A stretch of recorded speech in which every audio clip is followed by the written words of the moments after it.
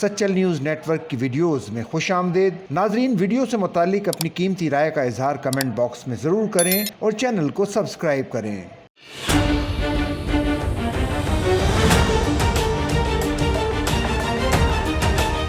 کراچی کے علاقے کورنگی کریک میں گڑھے میں لگنے والی آگ 17 روز بعد بجھ گئی۔ آگ بجھانے کے لیے امریکی ماہرین کی ٹیم کی خدمات حاصل کی گئی تھیں۔ اس حوالے سے ڈی سی کورنگی کا کہنا ہے کہ آگ کے مقام پر ہائیڈروجن سلفائڈ کی موجودگی ہے۔ علاقے میں موجود پرائیویٹ یونیورسٹی آج سے بند کر رہے ہیں۔ COO PPL سکندر میمن نے کہا کہ فضا میں بو موجود ہے، آگ دوبارہ بھڑک سکتی ہے، قریب جانے سے گریز کیا جائے، یہ گیس زیادہ خطرناک ہے۔ واضح رہے کہ کورنگی کریک میں گڑھے میں پراسرار آگ 29 مارچ کو لگی تھی۔ کورنگی کریک میں آگ لگنے اور گیس اخراج کے معاملے پر چیف سیکرٹری آصف حیدر شاہ کی مداخلت پر امریکی ماہرین کی خدمات بھی حاصل کی گئی تھیں۔ ترجمان چیف سیکرٹری سندھ کے مطابق وزارت پیٹرولیم کی خدمات حاصل کی گئیں۔ امریکی کمپنی کی تکنیکی ٹیموں اور پاکستان پیٹرولیم کے افسران نے متاثرہ مقام کا مشترکہ دورہ کیا تھا اور ماہرین ڈرلنگ، کمپلیشن اور سیفٹی پر مشتمل ٹیم نے سائٹ کا جائزہ لیا تھا۔ ترجمان نے بتایا تھا کہ معائنے کے دوران آگ کی شدت میں کمی نہ آنے کا مشاہدہ کیا گیا تھا۔ گیس کے حجم کے باعث گڑھا مزید پھیل گیا تھا